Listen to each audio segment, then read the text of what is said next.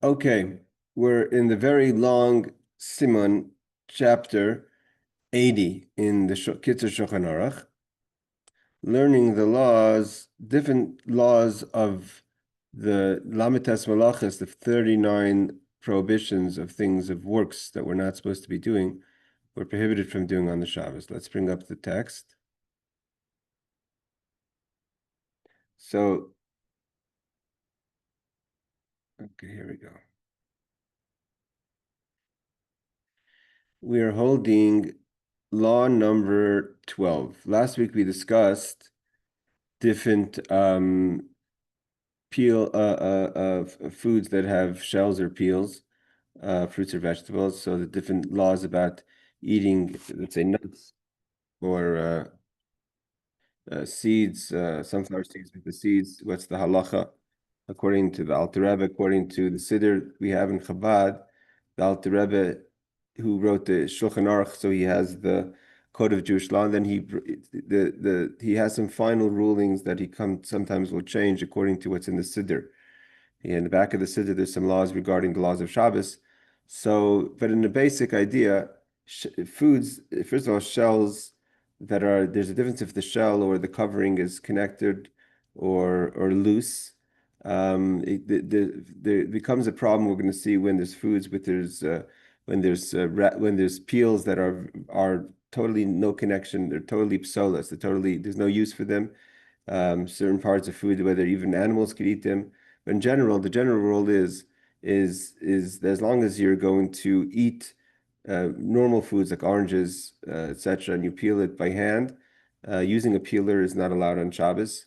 But if you can use by hand, so then you could peel the oranges and or the bananas, what have you, and eat the fruit because it's all part of the food, and then gets also a lot of the peels could be used. Animals can eat them.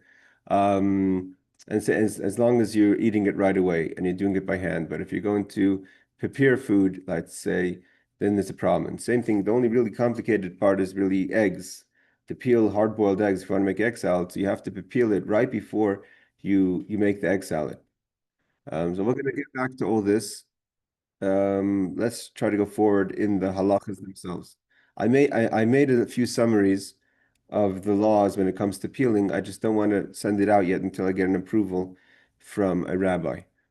Okay, let's talk about another question, which is complicated. Squeezing fruits on Shabbos. So you're not allowed to juice on Shabbos. For instance, you can't squeeze an orange to pour it into a cup of to make orange juice on Shabbos. That's prohibited.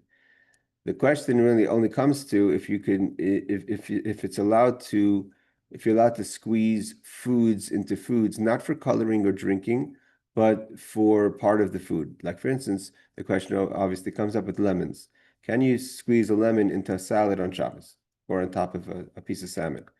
So it says like this: Aser lischait peiros l'tzarech hamashkin. To squeeze fruits just for the mashkin, just for the liquids, so to say, like to drink the juice, is prohibited on Shabbos. That's not allowed. See the footnotes on that. V'chein aser lischait limonim. He says limonim are citron. So lemon is the reason why lemon is singled out is because the question is lemon itself a straight up drink, or does it get turned into lemon juice, mixed in lemon and water, etc. So you could squeeze. So it says it's also prohibited to squeeze a lemon into letocha mayim, into the water. Let's say smashke shekarin lemonada, to turn it into lemonade.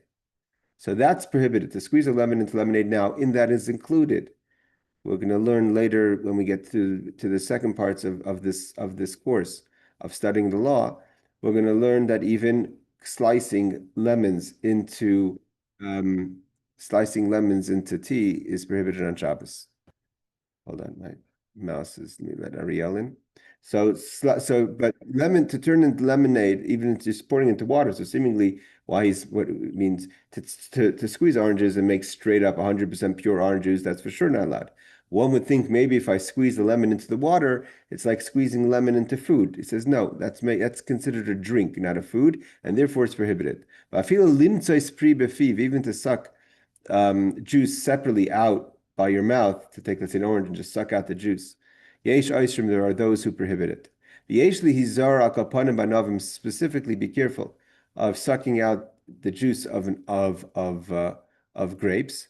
Shalei Limtzais as Samashka Velizrek as a klipos, not turn the liquid to suck out the juice and throw out the klipa.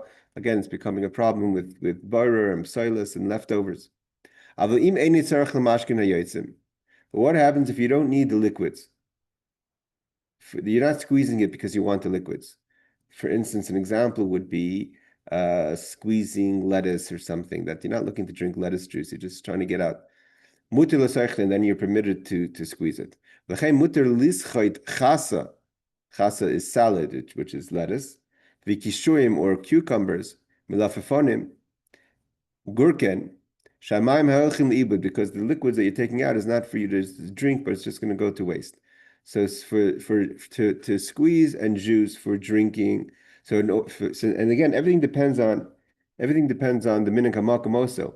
If people are making cucumber juice and things like that, then it's a problem. We're talking about it in a way. That was just a boom, though I didn't hear a siren. So nevertheless, that is prohibited. Okay, let's see the footnotes. It says forbidden to squeeze fruit, number 45. This is considered mefarik, which is a bylaw of dash, which is threshing. So dash, let's just bring it up quickly here. Dash is the problem that we have with the juicing is like this. Oh, no, we have a nice picture here. So it says threshing is an av melacha, which is of dash. It is forbidden on Shabbos. In the Mishkan, dash was performed by threading or using flail to beat produce in order to remove the seeds. The problem over there is dash itself is used with a tool, meaning there was a tool to use it. So that's the av melach. As such, the av melach of dash refers to threshing using a utensil designed for that purpose. There's a footnote here. It has to be designed for that purpose. For instance, where this comes down to, listen, Aaron, hold on. The difference is if it comes on to if it has a nutcracker, right? There's things that are tools, utensils used for that specific. That's a problem. If the utensil itself is used for that, it's different than if you're going to use, let's say, a separate utensil. Let's say the back of a knife. So here, threshing that's prohibited, or threading or on the produce. Essentially, dash is the removal of food or liquids from where they were encased. Although this would seem to include most fruits and vegetables that we peel, like bananas, oranges, right? So here's the question of if that's the case, so why is it prohibited? Why is it permitted to peel anything? So why could we peel an orange or a banana, right? That is not the case. The threshing in the Mishkan was done while the produce was still in the field. Most of the fruits and vegetables are peeled just before they are eaten. So that's like I said before. As long as you peel it before you eat it, it's different. It would in fact be rotten if peeled so far in advance. You can't, right? When you peel something, it doesn't last. Since the manner is incorporeal, it is not included in the melacha. Moreover, the peels are directly attached and can be considered as part of the fruit itself because it's hugging. Let's say it's not like let's say a loosely held in the shell. So therefore, it's actually part of the fruit itself. Therefore, the removal of the peels is no different than cutting the fruit, which is obviously permitted. One should be careful not to use a peeler on Shabbos, however, to use a knife instead, meaning to say to use the utensil itself is a problem, which is a peeler. So we don't peel on, let's say if you want to peel an apple on Shabbos, that's prohibited with a peeler, but if you use a knife, it's okay. Again, it has to be done in a way that it's done right before you eat it. You can't prepare it. Okay. So let's just go down to squeezing fruits, which we're talking about over here. Squeezing fruits. The sages were concerned that if people were allowed to squeeze fruit on Shabbos, they would fail to recognize the crucial difference between squeezing grapes and olives, which is forbidden, because that's the whole purpose is to get the juice out of it. It's not one, and all other fruits which are permitted. As such, I think we have to go back a drop. Okay, the tulda. What is the byproduct of threshing of dash? Is mefarik. The common tulda of dash includes removing peas and beans from inedible pods. So if you have an inedible pod, Milking a cow, since the milk is held in the udder, drawing the milk is out is considered dash, is considered thrusting. Crushing, he says, crushing grapes for juice or and olives for oil. The Torah gives seven liquids special status in Jewish law. Since wine and oil are part of the seven, the juice inside grapes and olives are not considered as part of the fruit. So here we have the difference between grapes and olives is because grapes and olives, their fruits are considered separate from the fruit. So the juice is considered separate from the fruit. So by taking the juice out of the fruit, specifically by the olives and the grapes, so that's separating, that's a problem. But separate entity contained within the fruit. Squeezing them out removes them from where they were contained, like the milk out of an udder, and is included in dash. Juice which seeps out of grapes or olives may also not be consumed. You just have to put it to the side, since it may bring one to actually crush the fruit and make more juice. He says like this. Okay, liquids, let's get it. We're not getting into clothing now. Let's stick with the fruit. Squeezing fruit, the sages are concerned. So why, if the only problem is that grape juice and oil out of olives and grapes are because the juices are separate from the fruit, because we made the fruit a special fruit, and therefore the juices are separate. So therefore, right, we make what do we make on we make a guffin on the grapes, on the grape juice. So therefore, but orange juice, the juice and the fruit are the same. So why can't we squeeze an orange? It says the sages were concerned that if people were allowed to squeeze fruit, let's say an orange on Shabbos, they would fail to recognize the crucial difference between squeezing grapes and olives, which is forbidden, and all other fruits which are permitted, because in the way other fruits, the juice and the fruit are one. As such, they forbade squeezing any fruits or vegetables which are commonly squeezed for their juice. It means that's why there's a difference in cucumbers and lettuce. Moreover, if juice seeps out from fruit, if juice seeps out from a fruit one intends to squeeze, it is forbidden to drink that juice on Shabbos as well, since that may lead one to actually squeeze the fruit and make more juice. Okay. So we're going to stop here. We'll maybe get back when we get to the rest of the laws here. So brings us to the Kitzur, which says basically, hold on, Aaron, which says basically that any juice that is a juice itself, because we may compare it to olives and grapes, it is forbidden to squeeze, let's say, oranges, etc. Lettuces and cucumbers, in the case with lettuce and cucumbers, there's no intention and there's no angle to drink the liquids that come out of it. You're just trying to get rid of the liquid. So that it goes to the ibud, it goes to waste. That's not a problem, because this is not a biblical. This is a rabbinic concern. So the rabbinic concern only goes to the case where you're looking to drink the juice. Okay, let's just do the footnotes, and then Aaron will get to your questions. Okay, so again, it's forbidden to drink for their juice. The ruling is according to Rashi and Tosfos and the Taz. He says, therefore, it's forbidden to squeeze lemons into water. So he says, according to most poskim, it is permitted to squeeze lemon juice into sugar. Right? The question is sugar like liquid or is sugar like a food? So most people say to squeeze sugar is permitted because liquid into food is like food into food, and therefore he quotes the Radvaz Mishnah Berurah that says it's permitted.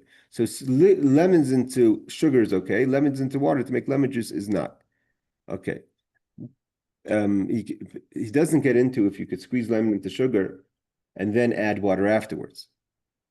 Right? So then I'd be like, first you make the food into food, and then once it's already squeezed and it's allowed eaten, can you add the water to it? And even if it's to suck the juice out, it's forbidden according to most poskim. Si Ramah, the poskim who permit sucking out fruit juice say that it is not the regular way of squeezing, hence it's permitted. Again, when you have the rule is like this: when you have a gezerah, a rabbin. So again, the Jew. Let's just break it down to the law here. The problem of squeezing juice is a gezerah. It's rabbinic. Why is it rabbinic? Because it's biblically prohibited to squeeze olives and grapes. Why is olives and grapes singled out? Because the Torah considers the juices, meaning the liquids of olives and grapes, to be separate from the fruit. There's oil and there's olives. There's grape juice and grapes, or wine and grapes, two separate things. So therefore, it's mefarik. It's like separating, the seeds. So the two separate entities. So therefore, we're concerned that if we're going to allow people to squeeze permitted juices, which would be like orange juice, grapefruit juice, etc., where the juice itself is part of the fruit. So then a person would come and squeeze the olives and the grapes, which is biblically prohibited, because it's only rabbinic and a gezerah. So therefore, there are some opinions that when it's not the norm, the gezerah only applies when there's something, and that's the regular way of doing it. Because it's not regular for people to suck juice out of an orange, most people. So therefore, the rabbis wouldn't add the rabbinic prohibition, which is, so to say, a safeguard, in a case that's not the norm. The safeguard is usually applied when something's the regular way to do it. So therefore, there are some poskim say that to suck, say, orange juice out of an orange would be permitted. Okay, let's go further. And you should be definitely careful when you're eating grapes, because that's more direct prohibition, and this also applies to olives, obviously. Number 50, and then we're going to get to Aaron's question about lettuces and cucumbers. So he says you may squeeze it even into an empty container. It doesn't have to go into a mix of something, provided you intend to discard it. It means to squeeze out the lettuce and the cucumbers. It has to be clear in your mind that this is going to be thrown down the sink, what have you. Okay, Aaron, yes, you wanted to ask. Okay, a couple of questions. Number one is, can you, with a manual tool, make a smoothie? And if you're, and at the same time asking the question, because I know a lot of people like to have a drink, if they meddle their fruit, they beat up the fruit with a tool that's manual at the bottom of their cup, but they leave the whole fruit intact and mix it with alcohol, giving it like with a lemon or a lime. And then my last question is, okay, so you have to peel the fruit to eat it right away. But if you peel it for a kid and he changes his mind, and then he eat it at a meal? He's a kid. I consider a kid under 13, so he's not bar mitzvahed or bat mitzvahed, so 12 for a girl. So they're under the age, so they don't know all the laws, and but they change their mind, because that could happen. You Okay, peel. I get the gist of what you're asking. Basically, okay, that happens all the time. You peel something for the children, and then they run around and they don't eat it. So that's obviously you don't have to throw it out, because the intention, but the time when you peeled it was for the intention to eat it right away. And they can. A lot of times they'll eat it and eat it slowly, run around, come back to it. I'm not gonna. I'm not.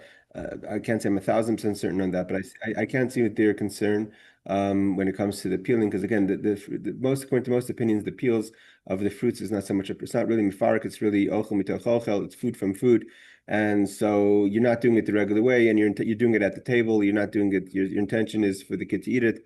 If the kid doesn't eat it, for instance, egg salad, doesn't mean if you look at the strict sense of the law, a person has to make the egg salad and like eat it right away. What's right away mean? You have to could you make it before kiddush? Like right away means within a certain setting of time, right? That basically that it's gonna go off. Right? What do you do if you're gonna leave after a while? You leave a peeled apple or orange. It reaches a point that either you're gonna throw it out. I mean, that's usually what you do. To put it in the fridge and then eat it later, that could be a problem. But to let the kid run around and eat it, that seems. I'm confident to say that's okay. Yeah, Rebecca. Then we're gonna go to Barbara. No, but Rebecca, you didn't answer the first question, what was the which first was, question? could you use manual tools to either meddle a fruit, which is beat it up and then pour alcohol over it, which would throw out some juice? And could you, with fruit, you're saying like cucumbers and lettuce, you wouldn't go for the juice, but what if you beat it up and make a drink out of it? Because they make smoothies. A smoothie, I'm not sure. First of all, again, to use a classic utensil that would be used during the week as its regular way. Obviously, most people make smoothies today with electric blender. So I don't know if you're talking about a hand blender that people could. Non-electric. No, no, of course electric is not allowed. I'm saying any utensil doesn't have to be electric. Any utensil that's the way it's being done is prohibited. So for instance, a peeler is not electric. Okay, but what about a pestle and mortar? So not a mortar, but you have the pestle like thing, and then you put a lime or a lemon down in a cup. Now you mush it so some juice came out, and then you pour alcohol over it for making a drink. No, squeezing, no, that's not allowed. You're not allowed to squeeze you're not allowed to squeeze a liquid. The only time you're Even allowed if you leave the whole fruit in there. nothing to do with the whole fruit. You're not allowed to squeeze. You're not allowed to squeeze a fruit to create a liquid on Shabbos. The only time you could squeeze fruit is if you're squeezing the fruit into food. You can't even squeeze a lemon into water. There's someone who say you could squeeze the lemon into sugar. There's no, you cannot squeeze a lemon into alcohol. Here he says squeezing a lemon into a cup of tea is prohibited. But according to Rabbi Farkash, I'm quite certain he writes that you can't even cut lemons into sliced lemons into tea, into hot tea or hot water. You have to have pre lemon juice to go in there. Um, Rebecca. Hi. Um, I think I missed like the bottom line here, but you were saying you can squeeze a piece of like lemon or lime onto a piece of fish, right? Fish, I'm assuming, fish is like a salad, I would assume, although it doesn't get absorbed properly like the salad does, meaning like a salad dressing, what have you.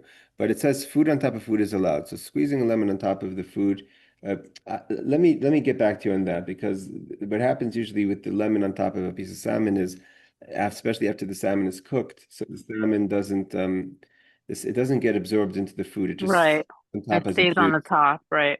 Um, I'm not certain about that. I have to check on that.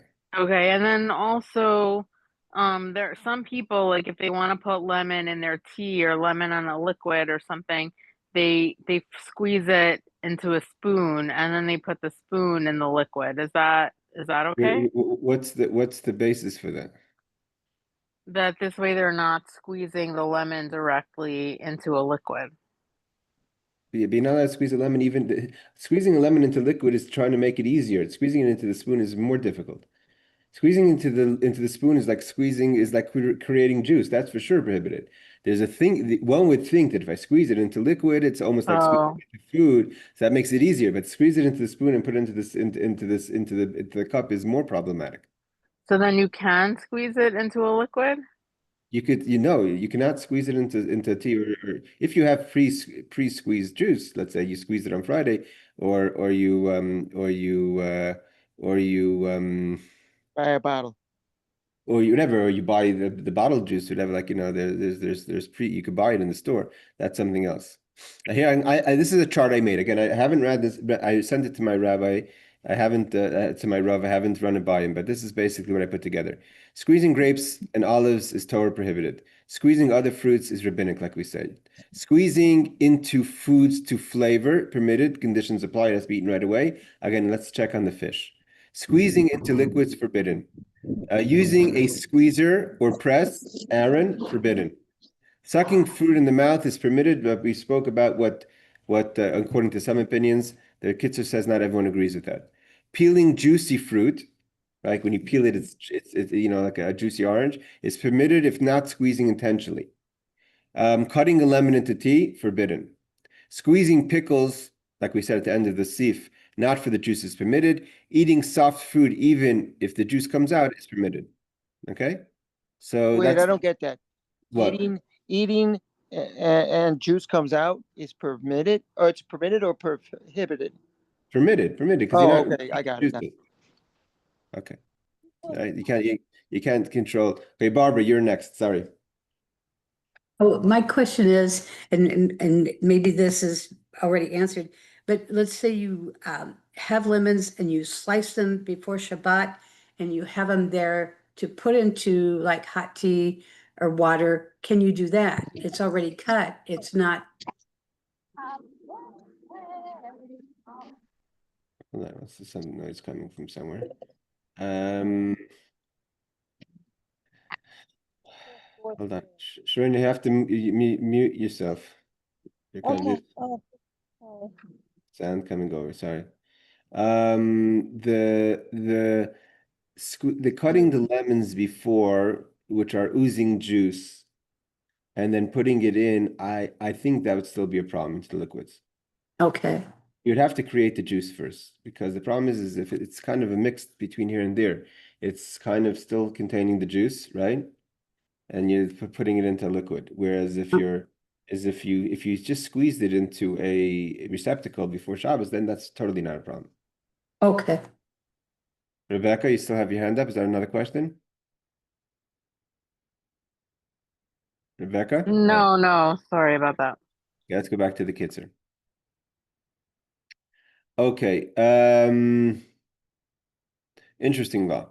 Loi tekalach isha chalav midadeh l'toich hakois. A woman can't squeeze milk from her breast into a cup on Shabbos, which is the question of women preparing the milk before Shabbos or on Shabbos for the baby, or into a bowl, and then to nurse the child from that.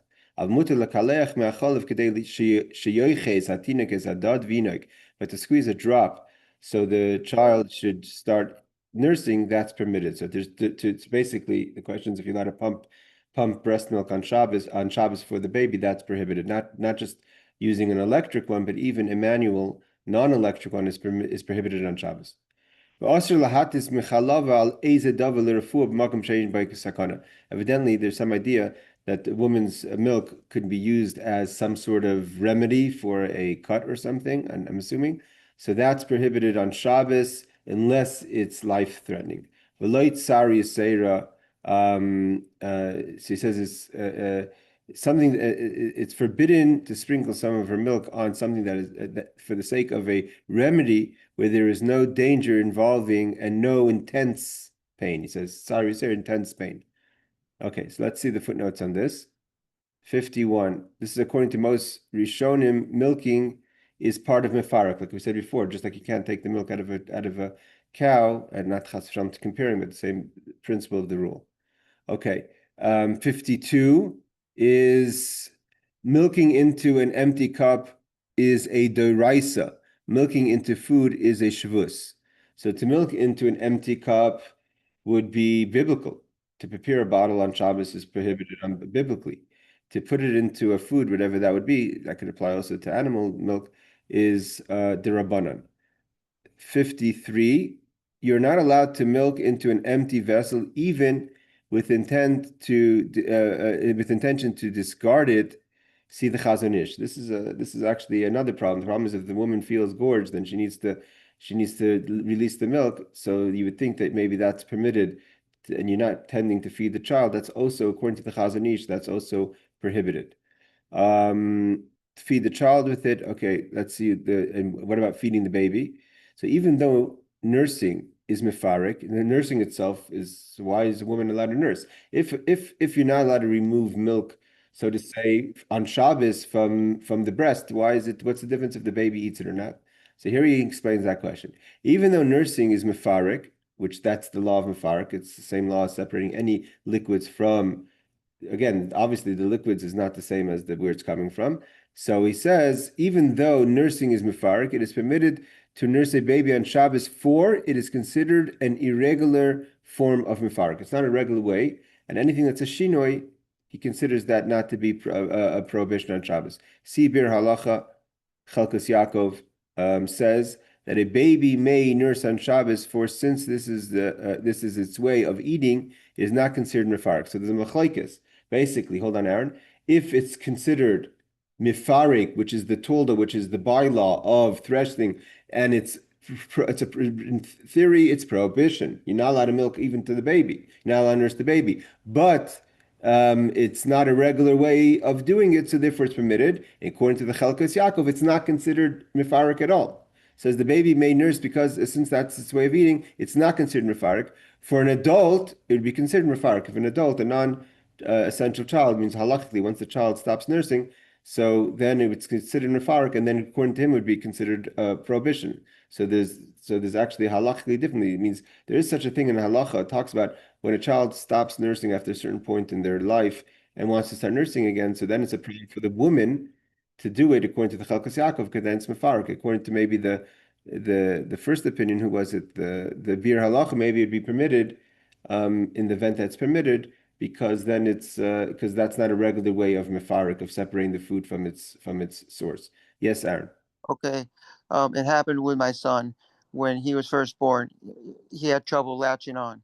And so we had to pump for a short time for him to get any food. So what do you do at that point? You have to pump before Shabbos.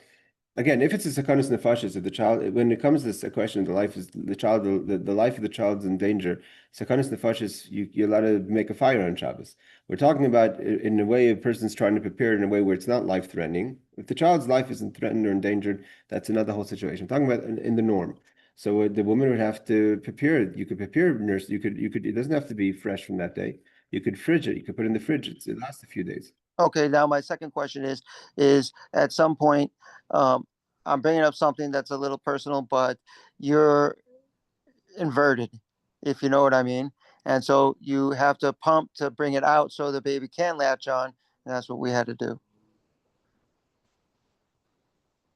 So you could bring it so you could have a nipple. I know you're saying so. Yeah, it could be that. That's maybe what he said in the first part. Just to get it started, it's allowed, but Mr. Albi, not done through a machine. Maybe it has No to be. electric, all manual. I'm saying even a manual pump maybe it'd be better to use by hand. You mean fingers? Yeah. Okay, but like So you said like this: to squeeze out a little milk. This is what you're asking about into the mouth of the baby. This is he brings down the Chai Adam and the Mishnah Brura. Mishnah Brura, Brura. I'm going to just say this, that in my community, I'm not talking about Sephardic versus Ashkenaz. I'm just talking about the people that I hang out with. A lot of them tell us when we were younger and had the babies, they told us to buy a manual pump for Shabbos. And now you're telling me something I never knew, that wasn't even an option, really. It's nothing to do with. I mean, if let me investigate further. Maybe the rabbis have found another psak, but based on what I'm reading now in law number 13, it's quite simple. It's quite clear. Well, these weren't rabbis. These were just pregnant women talking to pregnant women. Okay, I mean, you're saying that they told them. Whoever told them, maybe after let me check more update. But based on what I'm reading over here in Halacha 13, it seems quite simple. You're not allowed to pump a Shabbos, even manually, nothing to do with electricity. Right. Barbara. Sorry to. No, Oh, sorry. Can I just interject for a second? I saw in a Me and Mishpacha magazine, they have an ad for a pump that that somehow gets around the halachic problems and is approved by Rabbanim to be used on Shabbat. So apparently, like with technology, there's some way now that it's possible to use like this specific kind of electric pump on Shabbos for nursing. It's again, I have to check. I mean, based on the halacha here, the problem is not about electric. The problem is about mefarik. Okay, this is what I'm going to just make this comment. It's no different than they're throwing it in the category of separating like foods from non-foods. Okay, what I just want to make this comment is one rabbi said, I approve a device to be used on Shabbos, and then they asked the rabbi, would you use such a device that you approved for Shabbos? And he says no, because even though I approve it and it doesn't break the law, it's not in the spirit of Shabbos. Let's see 56. I think 56 is addressing all our questions, which maybe would explain what Rebecca was talking about and what your wife's friends were talking about. In case the mother is in pain, she may express the milk with a manual breast pump. So there you go. If you're in pain, you can use the manual breast pump, non-electric, even though the milk goes into the pump before being discarded. But you're not allowed to drink. You're not allowed to feed the baby with it. You have to throw it out. It'd be like. No, they were telling us that's how you pump it for a baby. You can't. Again, if it's a Latch. sakana for the baby, something else. And if you have to latch on, we said latching on is not a problem. But to actually pump and prepare a bottle is not allowed on Shabbos. Seems like here he puts in into footnote number 56 that in a case where the mother's in pain, so then you could use the Avnei Nezer says you could use a non-electric pump, a manual pump, and then throw it out. Barbara, you wanted to ask? yes, yeah, I was just gonna say, now they have things for women who have inverted nipples. It's a thing that they can put over their breast and it helps, they don't have to push. The nipple will come out when the baby starts sucking on the plastic nipple. Yeah, So that would take care of that problem. we used it, but still. Oh, you still had issues with it? Well, we used it. it was a bunch of things. They wanted the baby to naturally do it, and we did it. And it's all better to do it all natural. But yeah, we had it. We did all the tricks. But in that question of what you want to do, natural, not natural, they have to see if you're allowed to do things on Shabbos because of these questions are not so simple. But the plastic, as she's mentioning, is that forbidden because it's a tool? No, I don't. That doesn't seem like a tool. It's not a tool. It's not a tool for doing anything wrong. You're creating an opportunity for the child to eat. First of all, it says clearly you're allowed to use your hand even to get the baby started. But the latching on, the tool that you're talking about is not a tool that is actually doing mefarik. It's just making the setting right for the child to be able to nurse. It's not the same thing. I wanted to ask you, Rebecca, but you said you saw in the mishpacha about the pump. It says it's an electric pump or is it a manual pump?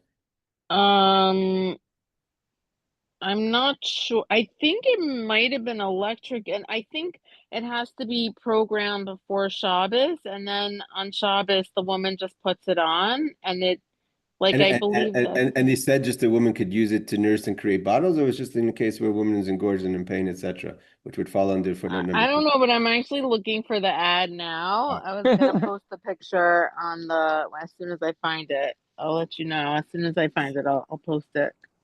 All right, now let's go to the next law. Thank you, everyone. Let's go to the next law. Mutter litain shuman korush amay chacham. Okay, are you allowed to put a hardened, let's say, fat, a congealed fat on top of a hot food? Which obviously the question is, the heat of the food would melt the congealed fat, so creating a gravy. So afal pishu nimuach, even though it will melt. So it says it's mutter, it's permitted. Hashelig v'habar. This is what we spoke about last week. What about snow, or basically the question of ice? Snow, barad is those they didn't have ice makers, right? So they had snow, or barad is hail. Basically, the question is ice. You're not allowed to crush it with your hands on Shabbos. The hainu l'shabram lechatich is to make it into smaller pieces. That the water should drip out on Shabbos. This is what we spoke last week. You're allowed to put ice into a liquid wine or water to cool off the water and the wine, although the liquid's gonna fall into it. Obviously, combined with the intention isn't to drink the water as much as the intention is to cool off the drink. Be careful in the winter, he says. So those days when they didn't have sinks, so if they had the waters from outside, it could be very cold and frozen. Be careful not to wash your hands with frozen water, because it could ice up, and then you're going to crush it when you're washing your hands, and that's a problem. And if you do wash it with it,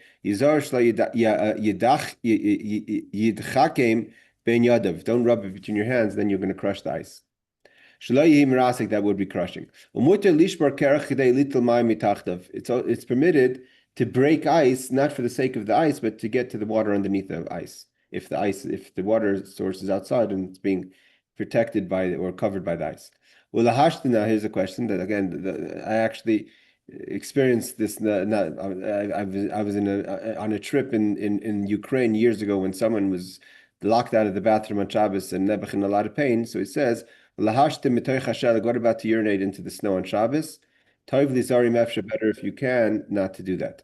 Then he says, one should be careful, also not to urinate on top of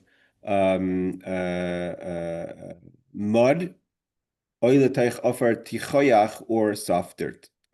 Okay, let's see the laws on this, and then we'll wrap up with questions. Law number 57. Yeah, because we're going into complicated laws next. Footnote number 57.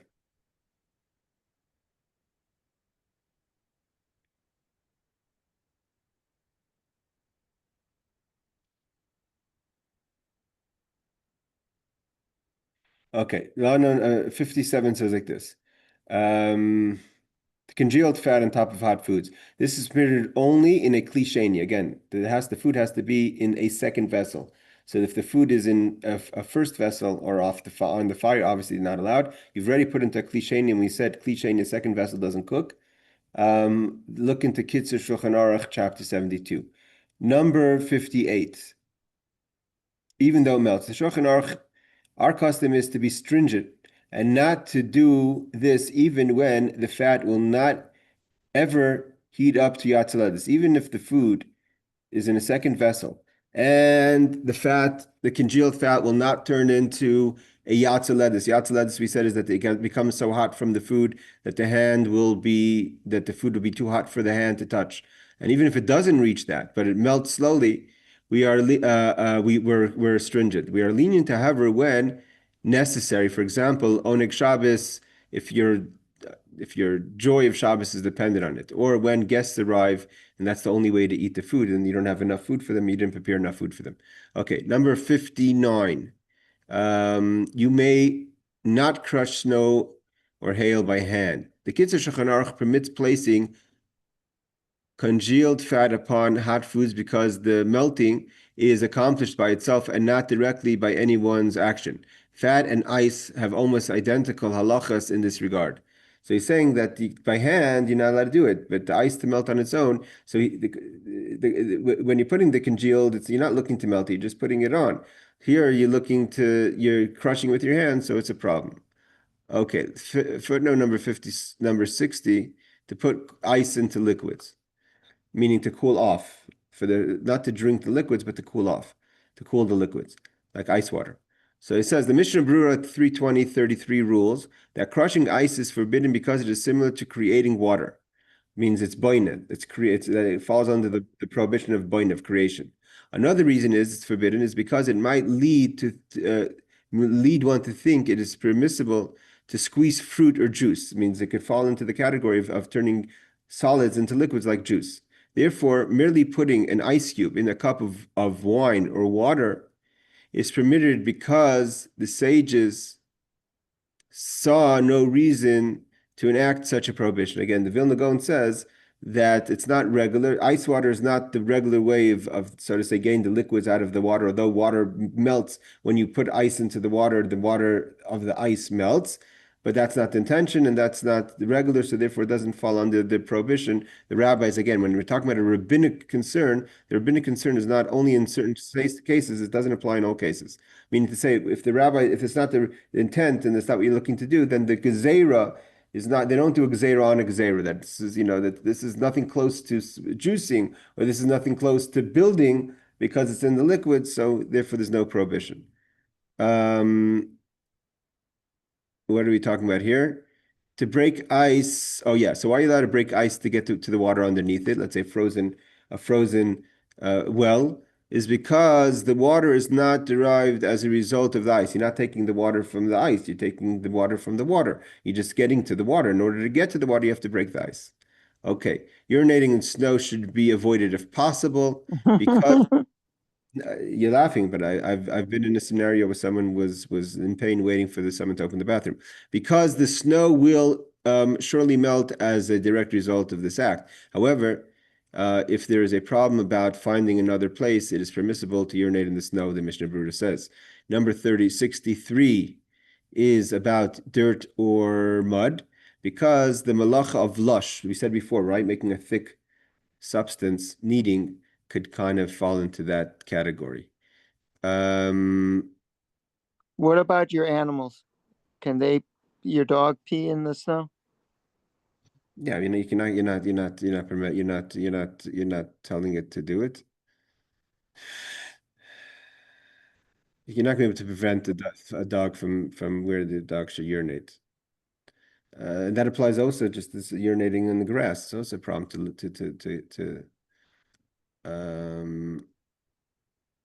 okay. I saw what you sent to Rebecca, and I think you better maybe post it on the group because I'm not sure how to bring it down for everyone here.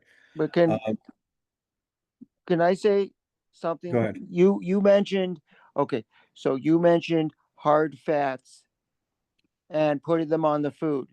But according to kosher laws, just using the wording, I'm not doing anything but the wording. Hard fats in kosher law is not allowed to be eaten. No. When he's not talking about when he says hard fats, he's not talking about the forbidden fats of the animal. We're talking about congealed, something like congealed fats, like, if you're making the chicken and there's like, for instance, bachao, whatever it is, like permissible Okay. congealed substance. Now the next question is that, so I make steaks, I make chickens, and you can't leave them out overnight or they spoil. So you put it in the refrigerator, it now congeals, and then I'm going to put it on the black in the morning, the Israeli black with no handles, nothing. It's going to melt. Is that okay? Okay, we a few classes ago we dealt with chickens chickens Steak. and steaks that have gravy that have congealed, when it's admissible. We have to I'll send you a reference for that class. That was I already. saw the class, so I was in it. But like Oh. you're just saying that we could put it on the food and it can melt. Yeah, but But this is not on the fire. This is on here. You're putting the food on the fire, even if it's on a blech. But here you're talking about you're putting the congealed fat on the food that's in a klisheni. okay, so it's out of the fire. There's no fire. Yeah. So like in 58, I think he brings down that our custom is to be stringent, and only in the case of oneg Shabbos, etc. Even if it's not going to turn yatzoledes, even if it's not going to turn hot, the liquids are not going to turn hot. It's it's still better not to do it unless that's like your Shabbos is depending on it, etc. And does butter and margarine count as a fat? That's a very, very good question. I thought about that when I was preparing the class. If someone could put, let's say, hot corn, and can you put a piece of margarine on top of hot corn? Seemingly, it seems like it's permitted, yes, based on the idea. But this idea of being stringent initially obviously applies to that as well. Thank you. All right, ladies and gentlemen, is there anything else before we thank? I saw Rebecca, you posted, I didn't see it yet, but I thank you. Thank you all for joining. Again, we're going to get through this chapter slowly. No point in rushing it. And B'ez Hashem, see you next class. Take care, everyone. Thanks for joining. Thank Thank you. you, Rabbi.